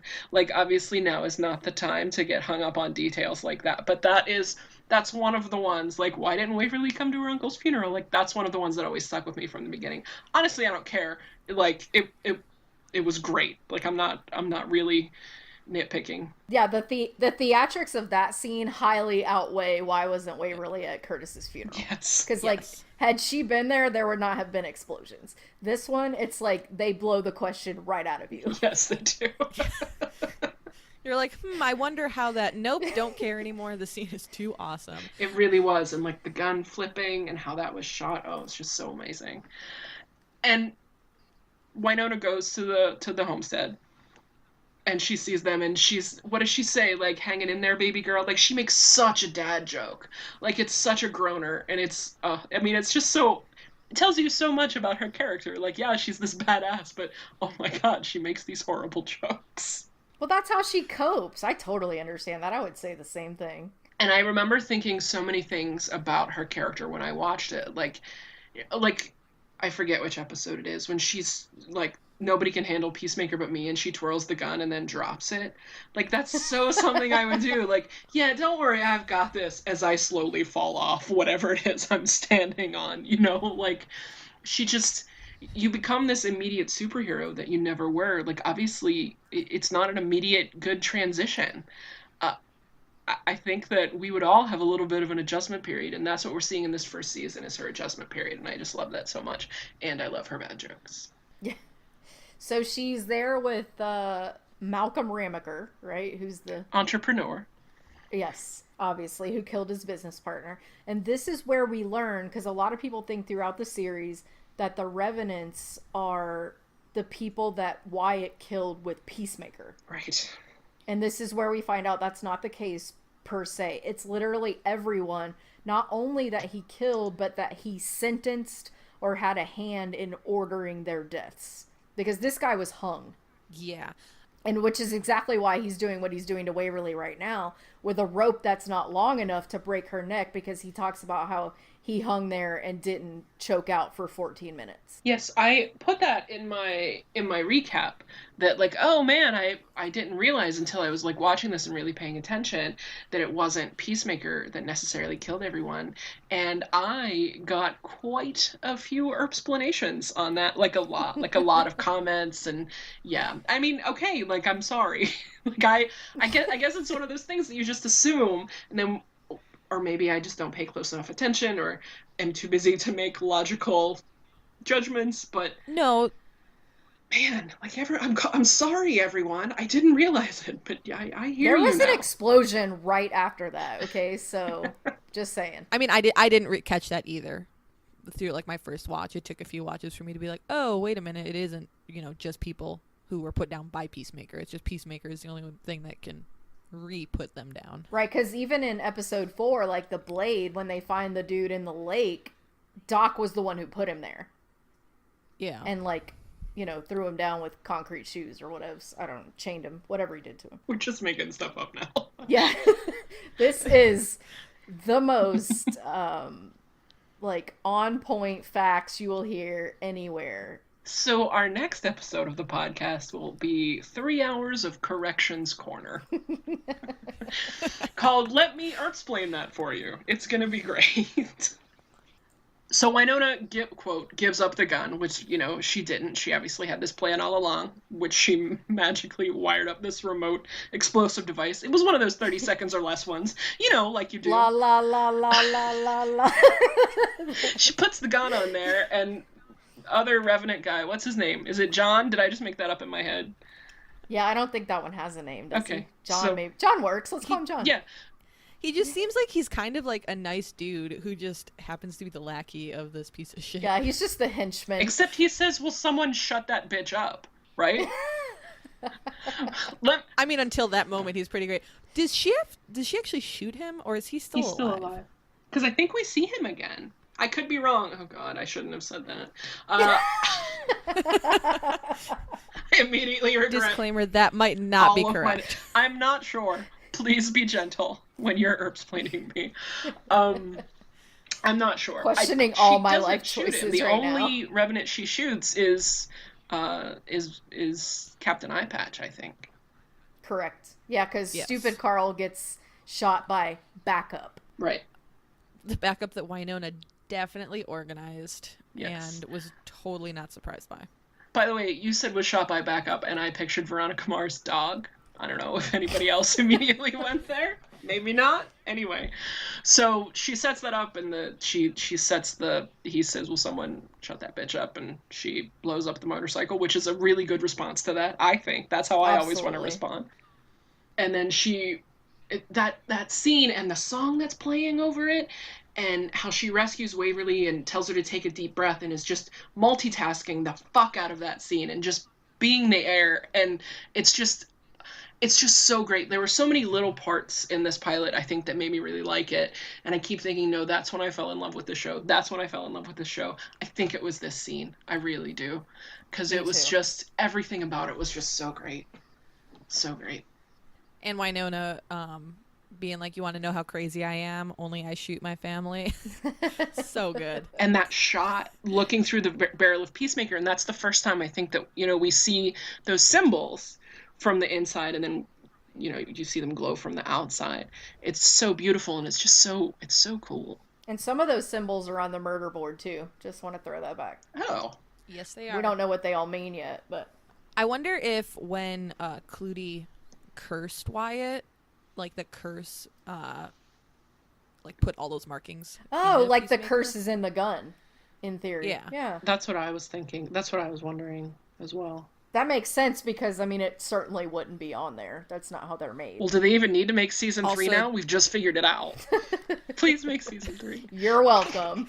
Yeah, I don't think it's possible. I don't think it's possible to put those markings into the barrel of a gun. Like, I don't think there's a manufacturing process. Well, that it exists. certainly You would don't account think- for the crappy aim. Well, that's true. Can you imagine doing oh, run this bullet through ballistics? How this happened? I kept wondering where she got the ammunition. That's something that I've been kind of trying to put my finger on for a while, because it seems like she doesn't need to put bullets into it when she's shooting revenants, but then there are plenty of scenes where we see her loading the gun. Yeah, because there's only 6 bullets in her revolver, and Maybe, well, she does have the bullets on her belt, on the gun holster belt. I just literally want to know where she gets them. I mean, I guess at the store in in episode 3, when they get, like, kidnapped from the sporting goods store, if you will. I suppose they have some sort of ammunition, but, like, when she goes, first shooting it, I'm like, where'd you get that stuff? She threw the gun down the well with a box of bullets. That was the clinking. That you heard. That's what the shovel was clinking. I'm sorry. Yeah, That's okay. what the shovel was sounding against. There's those shovel sounds again. That is gonna come back later. It's noun and verb. Anyway, sorry. I don't watch captions. And there's a reason for that, because stuff like that drives me insane. So, she saves her and she kills the bad guy. Wynonna saves Waverly and Wynonna kills the bad guy. And I just thought it was so something that Waverly was like, you came back for me. I mean, she wasn't sure. Like, she thought maybe this was the end. She was going to die on her homestead, standing on her tippy toes on a stool. And she had Wynonna said she was leaving. Whether she was taking the 6 a.m. bus, for all Waverly knew, she was gone. I feel like, I mean, I guess my interpretation of that is slightly different, because I choose to believe that she knew that Wynonna would come back, but she was pointing out, pointing it out to Wynonna, like, oh, you came back in a way, like, I knew you would, kind of. I thought so too. That's what I thought. I knew you couldn't escape. Yeah.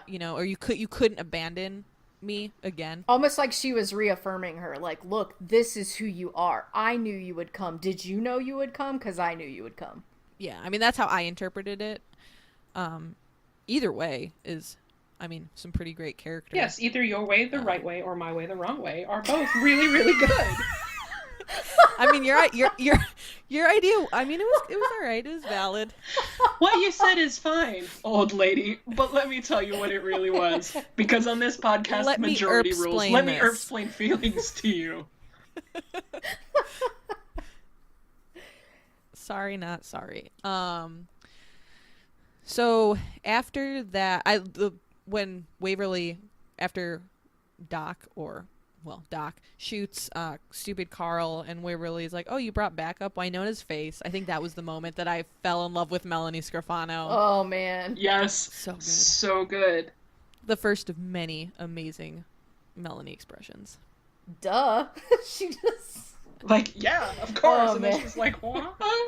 And then Dolls rolls up, and I'm very curious. So he rolls up, and he has his gun drawn, and he, like, won't look at them. He's, like, super intent. Like, is there anybody really, like, left to be aiming the gun at? Technically, stupid Carl and maybe John are still there.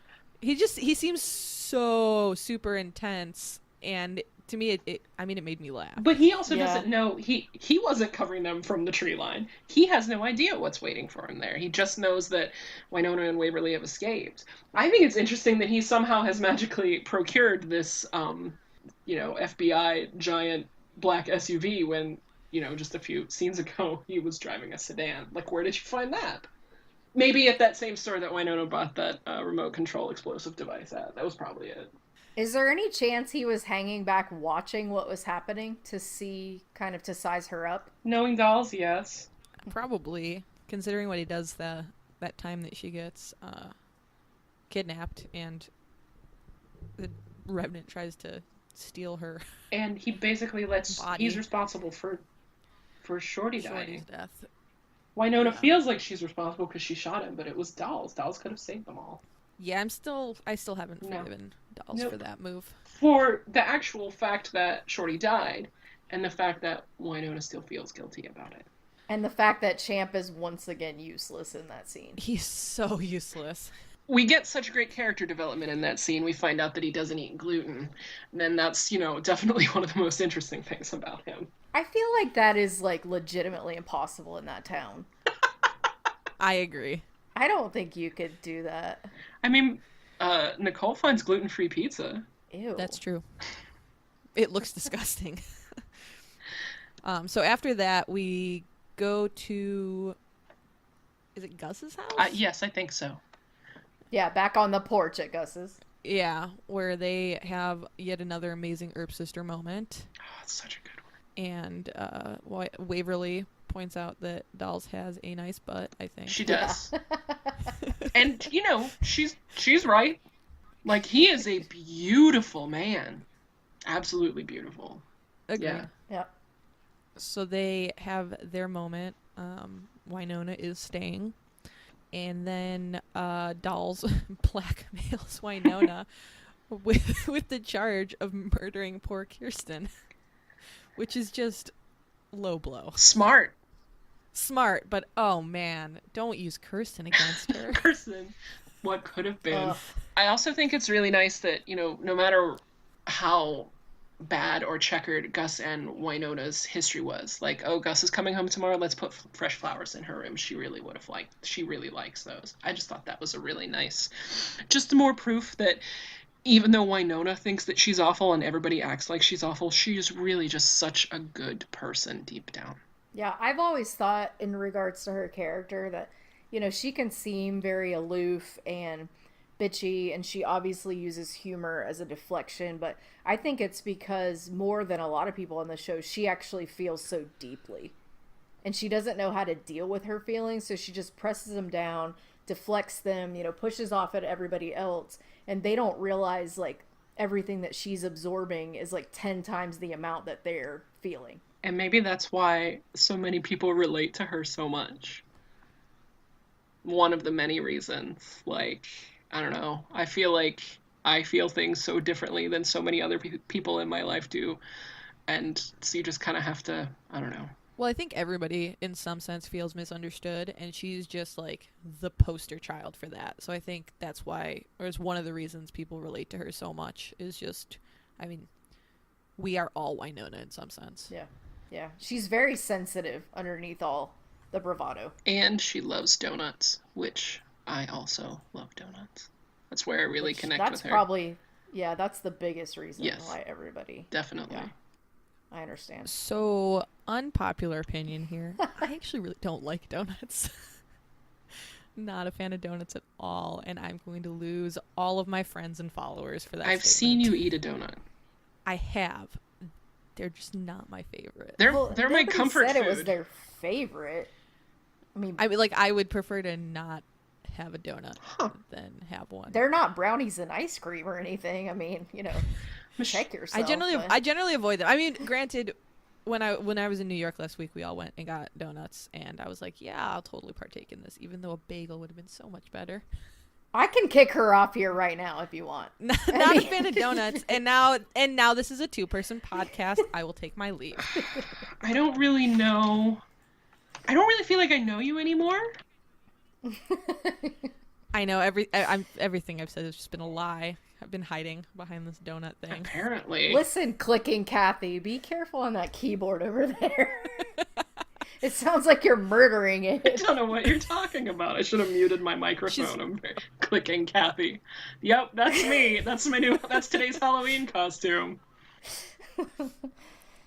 Yeah. So in this case, Michelle, you have a totally valid opinion, and so you can think that, or you can be right. It's really just up to you. Majority rules. I am the loser on this one. I accept that. Please don't send me any donuts.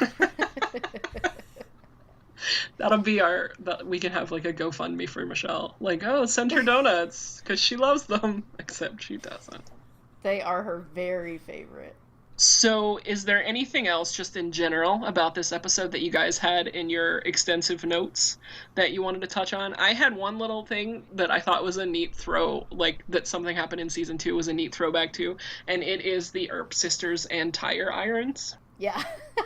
Wynonna attacks Entrepreneur Revenant with the tire iron in the opening scenes of this one, and then you have that great scene in season 2 with the spider goo where the Earp sisters are walking covered in goo, like walking away from the spider, and Waverly's twirling that tire iron, and that was really cool. It works for them for sure. It really does. It really does. The last thing I was going to say is in the very last scene, we catch that glimpse of Doc, and we don't really know, kind of who he is or what his deal is yet.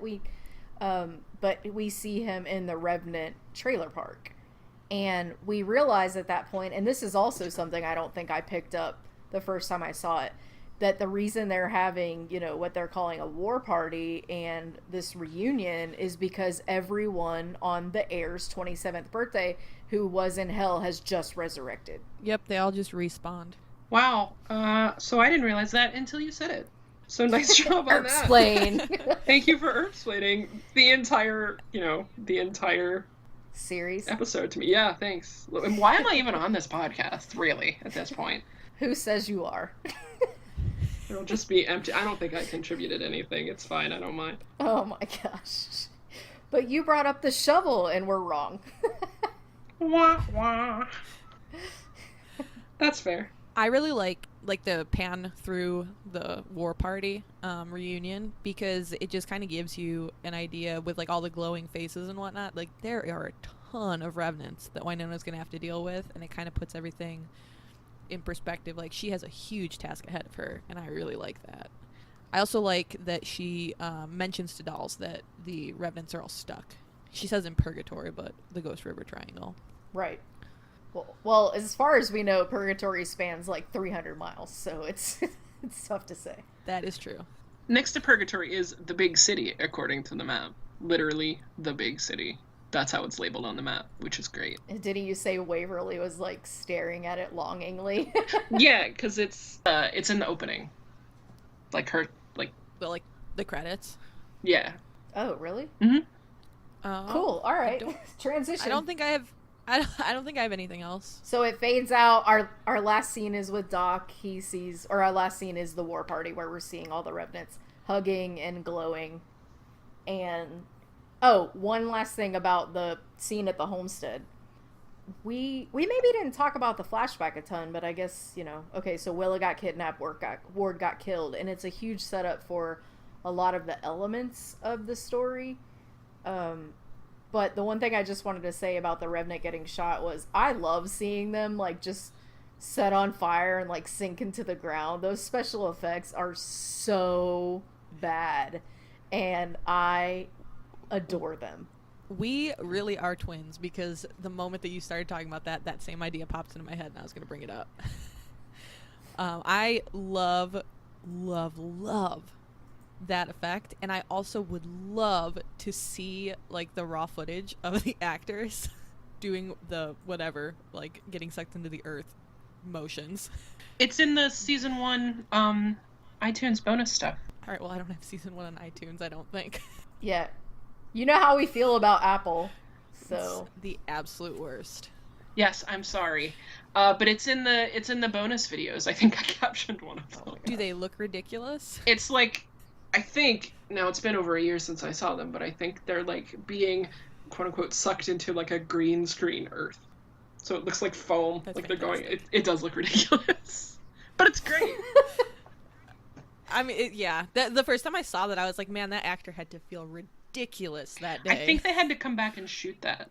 Like, that was added later, I believe. They hadn't figured out how they were going to quite work that out, if I'm recalling correctly, and I might not be, so please don't attack me. I like how everything that you say, you kind of have the disclaimer, like, I might be wrong, please don't harass me online. And it's not going to matter.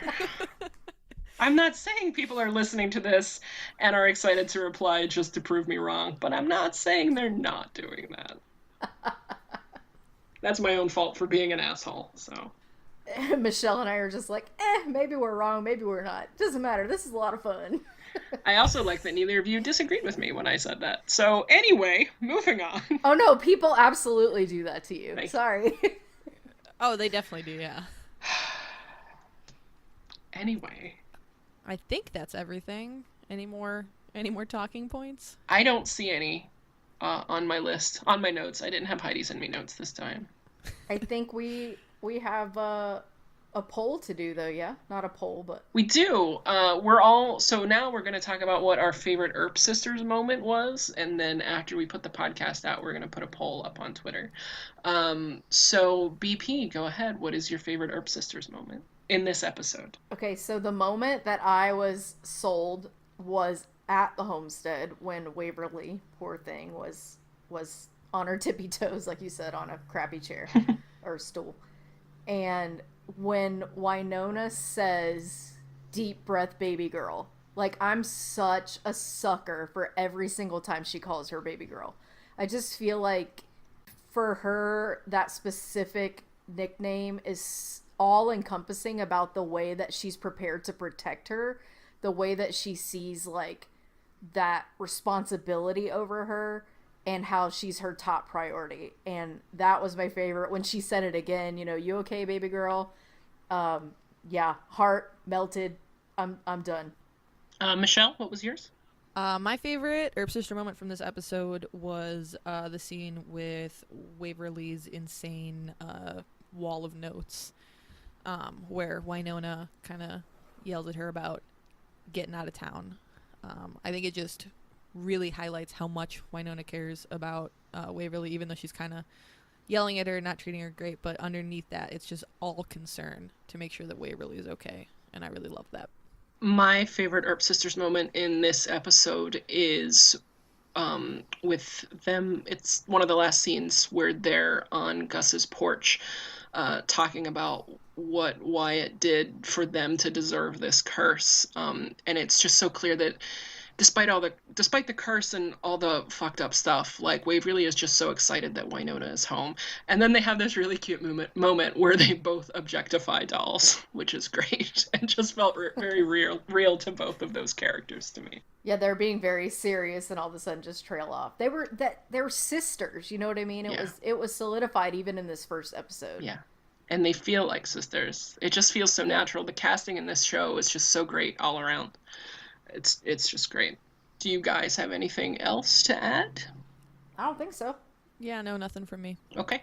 Well, thank you for listening, everyone. If you have anything you want to say about this episode, please tweet at or DM us at ErpsplainPod, or you can email us at somethingintheair@gmail.com.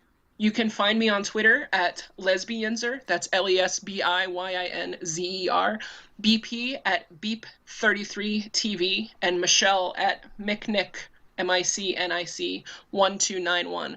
Did you love this podcast? We certainly did. If you did, rate, review, and subscribe to us on iTunes and Google Play. Did you hate the podcast? Well, if you did, keep it to yourself, because we all need that kind of negativity in our lives.